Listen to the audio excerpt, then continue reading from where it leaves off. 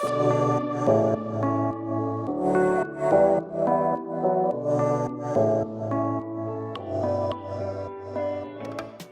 Billups is a two-time founder who has generated $26 million in email and SMS revenue. At his company, Noble, for 2 years, Ben has been leading the email and SMS marketing industry with a healthy mix of analytical skills and creative flair. It is my pleasure to welcome Ben onto the show as he'll help listeners and with actionable tactics for email and SMS deliverability and show you how to stay on top of future industry updates. Ben, thank you so much for joining us on Retain today. Thanks for having me, Lauren. Happy to be here. Yes, I am excited for today because, as I just mentioned before, we're all about retention, but there is so much that goes into retention and the topic itself. So we're always bringing in industry experts, domain expertise. And so hearing from you all about on our email and SMS special today, I am really excited about it. So let's kick things off and hear about your impressive background and what brought you to the expert that you are today. So maybe you can just start off by telling us a little bit about your background. Yeah, absolutely. So kind of the 2-minute history here is, I've been doing marketing for close to a decade at this point.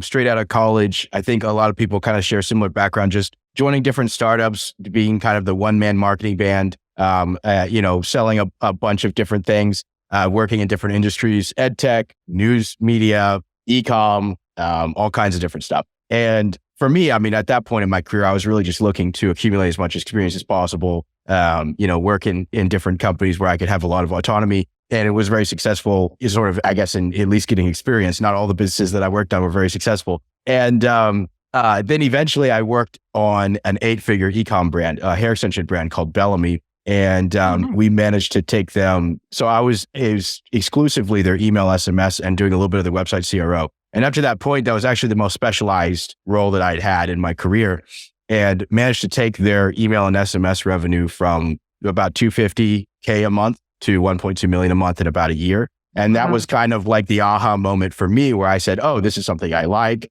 I'm good at it. And then I really just went down the rabbit hole with learning how do you build audiences? How do you have great deliverability? Learning all kinds of different things about legal compliance. What can you do? What can't you do? And these days we're executing on some really creative strategies for newsletter growth, for e-com brands, all kinds of different things that we could touch on. But yeah, it's really become a passion of mine. That is so cool. And how did that lead you to Noble? And can you tell us a little bit about that and Noble's work? Yeah. So, at that point, Bellamy got acquired by a private equity firm about just over a year into my time there. Obviously at that point, really had like a great case study. So started taking more clients on the side, and then eventually it made sense just to go out on my own. And so since then, actually, obviously we still work with e-commerce brands, DTC, but then we've also worked with an interesting portfolio of news publishers, scaling their newsletter lists. Oh. And then these days we've opened up a new B2B newsletter growth service. So we work with some SaaS companies, PR companies, things like that. And all of it is about scaling newsletters and then turning that obviously for them into new business. So we work in email and SMS in a couple of different industries at this point. Okay, so you have got quite the experience spanning across all different industries, all different areas. And one thing that I'll note that I'm looking forward to as we get into the depth of our questions today is people who are typically listening to this podcast. One thing that I'm always trying to get for them is actionable insights. So learning something that they can take away from the episode, walking away like, okay, what can I literally do today after listening to this? And I know we're going to have a lot of that. But with that in mind, one of the first questions that I wanted to start out with was if you could tell us a little bit more about how to get $1 per subscriber out of your existing list. How do we get started with that? What is your methodology around that? And let's start there. Yeah, absolutely. So that's that's the guarantee that we offer to qualifying e-com brands. That's what you're referencing we call it our $1 guarantee. And really what that comes down to is that 99% of the time, if we audit an email account and also look at what they're doing on the SMS side of things, there's enough money being left on the table that if we come in within a 90-day period, as long as their list is at a certain size, they have the right AOV, they have good margins, we check on all those things before we move forward, that we're very confident that we could generate $1 per subscriber. And so really what it comes down to with how we approach that is we prioritize list growth first. So if your list is growing at a good clip, you're building leverage within your database, right? So that's the first thing we look at is what are the existing lead channels for a prospect or a client? And then how do we either add lead channels or optimize existing lead channels? so that their list is growing at a greater rate. And there's a lot of really interesting tools, especially identity resolution tools these days are really great if you set them up right. I mean, we came in with a supplement brand about 6 months ago, and in the space of 4 months, we 10x their monthly list growth with just a couple of these tools. And so like those can be really powerful. And so obviously you're essentially like building equity in your list when you grow it. And then we look at the automations next. So especially if you're in e-commerce on the DTC side, your automations are basically just in the background printing money for you. And so making sure that you have all the automations set up that you could possibly need, and to make sure that they're optimized and delivering well, that creates a baseline for you to then start doing audience segmentation and running campaigns on top of that, right? So that's kind of how we look at it: is list growth is the foundation, then you have your automations, then you have your campaigns. And, if you've ever worked in e-commerce email, none of this sounds that innovative. But what it really comes down to is like the quality of the work, right? So, typically when we come into a brand, they might be running 2 or 3 high intent automations, and we might come in and recommend 8 to 12, right? Oh, wow. And so it's really just about identifying really specific points in the customer journey, understanding where someone is or where they were and where they sort of abandoned the brand if they abandon. And so like a lot of people are very familiar with like an abandoned cart automation, right? A surprising number of brands have an abandoned cart automation and they don't have an abandoned checkout automation, right? So it's like, okay, like let's set up both of those. And obviously when you set up automations like this, you make sure that they're mutually exclusive. So you don't have contacts in both. But if somebody abandoned higher up the funnel, they're getting a certain type of messaging. If they abandoned further down the funnel, they're getting a different type of messaging. And then similar to that, you can even do things like, for some brands, we've seen success even with site abandonment, right? If you could identify users coming to your website and then you can follow up with them because they didn't take any further action. They didn't look at a product. They didn't add to cart. They didn't reach checkout. Then you just adjust your messaging and you're essentially messaging based on the level of intent. And this essentially gets into a big philosophy that I have where a lot of people view personalization as like inserting the first name, or they think about it as this sort of massively complex system where you're doing predictive analytics and, saying, oh, well, we think this, yeah, exactly. We think this person likes cats and like somehow we're going to integrate that data into what we're doing. And in some cases, when you reach the enterprise level, that level of execution can like add incremental value. But at least in my mind, the most powerful personalization follows intent, right? And so what you're looking for is, do we have the right tools in place to identify users reaching different points of intent with our brand? And then when they're there, are we able to capture them and then essentially escalate the relationship and get them across the finish line to a sale? So I understand this is a retention podcast, but in terms of driving a ton of revenue for a brand, that's where a lot of money gets left on the table, right? Yeah. Is just identifying those steps for prospects. And then once you're on the customer side, and this is actually something Jimmy Kim is a big proponent of, and he has a ton of great content. He's the founder of SendLane, but he talks a lot about, and we agree with this philosophy, which is that you treat your prospects differently than you treat your customers, and you treat your one-time customers differently than you treat your VIPs, right? And so you're sort of segmenting as like, okay, we're at different stages of a relationship with these different audiences, and then messaging appropriately. And really, if any brand comes in and they're able to look at things at that level and actually create messaging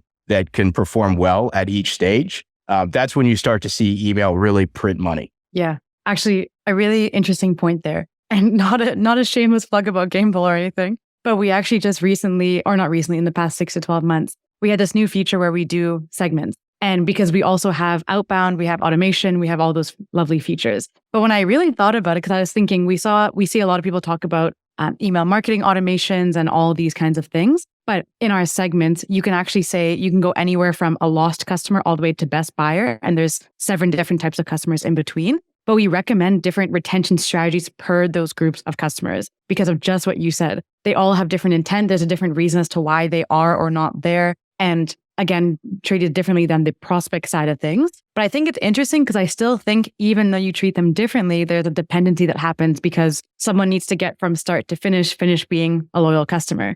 And so the start is that prospecting stage, you deal with that in a certain way and you deal with the intent. But then I also think that transfers over to the other side as well with your loyalty and the way that you go about it. So I think when people are thinking about email marketing, you have to consider all these different aspects, I'm sure. So it's interesting. And I think it's very straightforward to think about it with intention as the main driver of why is this customer doing what they're doing. which I think is really interesting. Absolutely. Yeah. That's awesome. Well, considering the email side of things, if we're talking about SMS a little bit here. So in terms of staying up to date, how can we utilize SMS marketing while still staying compliant in 2024? Yeah. I mean, the biggest difference is, and this really depends, if you're in the US, email marketing is still kind of the Wild West, which, for us, I mean, as marketers, we love it, right? As consumers, we can talk all day about privacy laws and maybe what should be there and what isn't there. But largely speaking, in the US, in order to be CAN-SPAM compliant,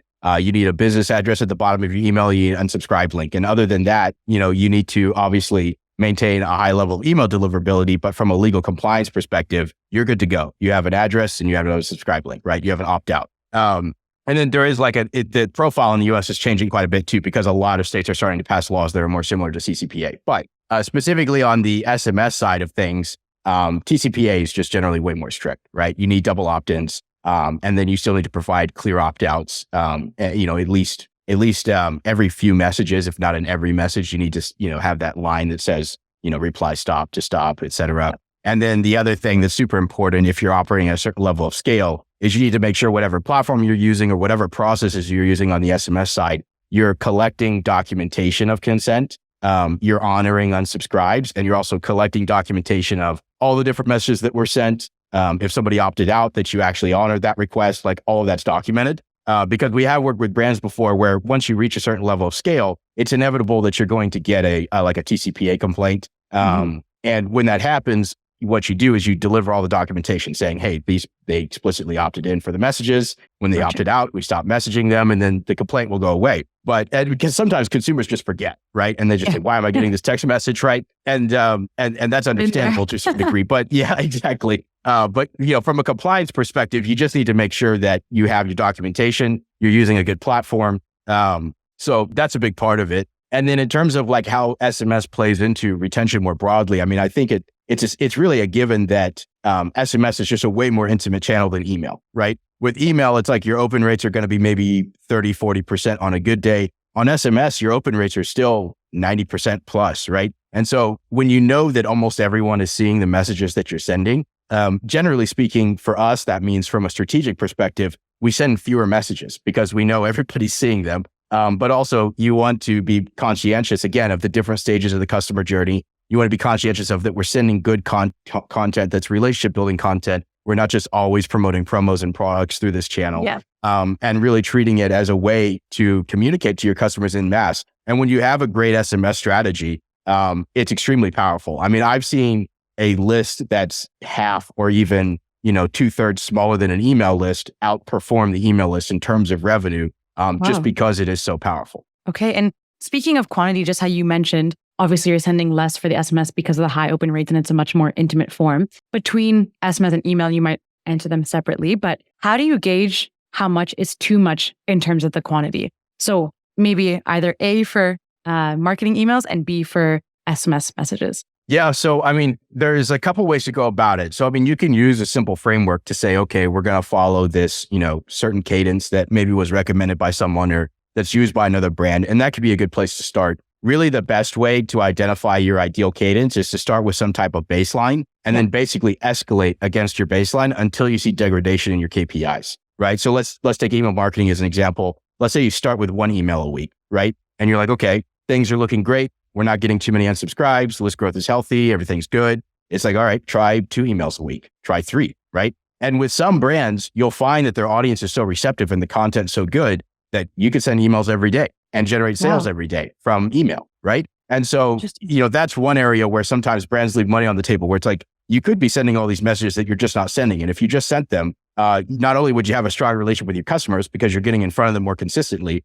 but you'd also be generating more revenue for your business, right? And so but it's very context dependent, right? Where it's like, absolutely, is this a Gen Z audience? What are you selling something that people only buy once a year? Maybe they don't want to hear from you that often, right? So it's just, there's a ton of variables that go into making that decision. But the, kind of the broad base advice I can give is set a baseline and then deviate from the baseline until you see, okay, unsubscribes are shooting through the roof or open rates are really dropping off or we're having a problem with deliverability, whatever it is, and then back off from that, right? Yeah.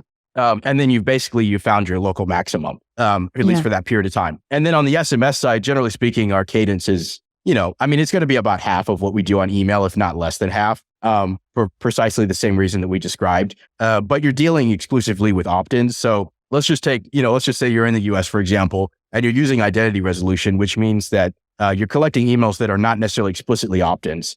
Whereas on your SMS list, if they are all explicitly opt-ins, you can also expect that list to perform better and be more responsive to regular content because they asked for it, right? So, with SMS, sometimes you can get away with twice a week. If it's a promotional period, if it's Black Friday, you might actually send every day for a few days, like towards the end of the promo, right? And consumers will have those expectations. If they're getting a lot of text messages from other brands, sometimes it's really just about staying at the top of the inbox, right? It's about sending another message. But it's a similar principle there, where it's like you want to be looking at your click rates, you want to be looking at your unsub rates, and then you want to be making judgment calls about, is our audience really responding to this? And sometimes the cadence is the problem, and sometimes the content is the problem. It's like if the SMS messages we were sending were just more valuable and engaging, then we actually could get away with sending more of them, right? Yep. But if we're just telling people about a discount code every day of the week, probably it's not going to perform that well, right? Yeah, it's a great point because I think there's so much variability in that. I'm even thinking of my own consumption habits. And on a daily basis, I'm expecting to see news roundups or newsletters that cover, let's say, like international news or business news or whatever. But when I've gotten more than one email for certain brands that I was only slightly interested in, and then they just hit me with way too many, you forgot this or you did that or whatever, I'm out right away. So it's just like, I think it's such a trial and error, just like you've said. But I do like that, like trying to find the local maximum of sorts, because I think every company or every business and brand has to figure out what that cadence is for them. And so based on that, in your experience with seeing, I'm sure, hundreds and thousands of brands, but what are some of your favorite examples of email marketing done really well? Hey, this is a great question. I think there's some parts of it that are surprisingly simple, maybe almost controversially simple, right? So It's like, there's one I like that. category. I'm intrigued. There's one direction you can go where it's like, let's say you're talking about a promotion, right? Let's say it's Black Friday or it's Mother's Day, whatever it is. Keep the promotion as simple as possible and keep the messaging super simple and straightforward, right? So sometimes you see brands where it's like they want to tell a story and then they're kind of burying the CTA and the offer, and it's like, okay, well, in this case, if it's a promotion, especially with a time limit attached, getting to the point generally is going to do better than not, right? Yeah. On the flip side of that, if you're sort of between promotions or it's more content driven, I actually think one of the best things you can do is take a cross-channel perspective. So if you're collaborating with people who are doing your advertising, if you're collaborating with, the social media team, right? You can identify what's working well in other channels and then figure out, can we integrate that or adapt that for what you're doing in email and SMS? Because generally speaking, an advertiser, so let's say, for example, your email list is 40,000, right? So you should be able to get good KPIs and generate a decent amount of data with every send that you make. But if you're spending $50,000 a month on advertising, the sheer amount of data that they're collecting, right? Yeah. It's like, there's no comparison. So if you're taking those insights and applying them to email, that's a great way to optimize. It's to essentially take cross-channel learnings and also just kind of integrate the experience. So like a great example of this, actually, now this is something we've done for multiple brands, is, and we did this for Bellamy back in the day, is we'd have a promotion that was just Bellas of the Month, right? And so on social media, the social media team would encourage consumers of Bellamy, people who bought hair extensions, to basically post their styles and fits to tag the brand, right? Super straightforward stuff. And then every month, we would pick 5 and we'd feature them in an email. And then we'd drive traffic back to the website with the email. And those you started UGC. Yeah, exactly.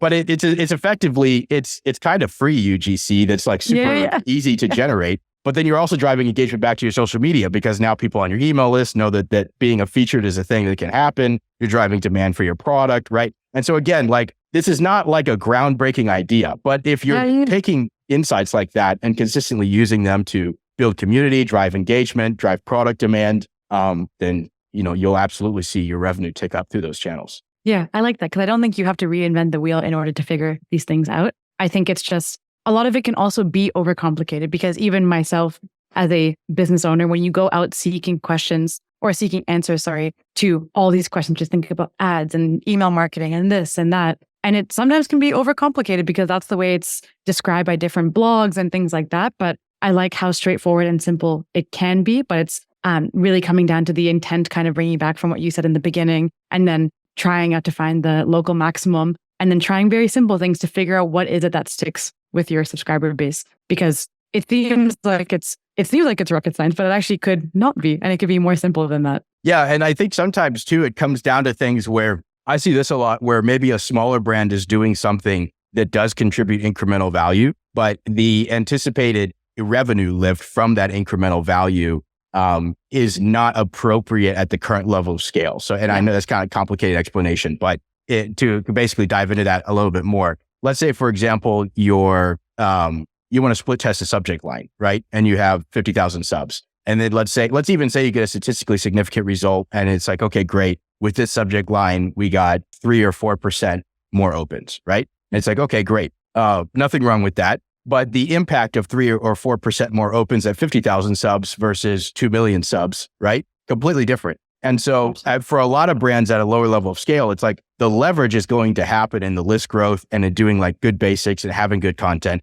and just making sure that it's going out. You don't have to be a perfectionist about everything. And it's more about we're building leverage, we're getting value out of the list, we're building a relationship with our customers. And so sometimes there could be too much emphasis placed on things that are providing incremental value versus the things that are building leverage through these channels, right? And so I think it's just, sometimes picking your strategies is just about being conscientious about what strategies are we picking, and are we really putting the vast majority of our energy into the things that are going to create disproportionate value as opposed to things that are going to provide incremental value. Yeah, I love that. So straightforward, but so effective. And I think a lot of people will be nodding their heads as they listen to that, because I know I just was like this, but really insightful.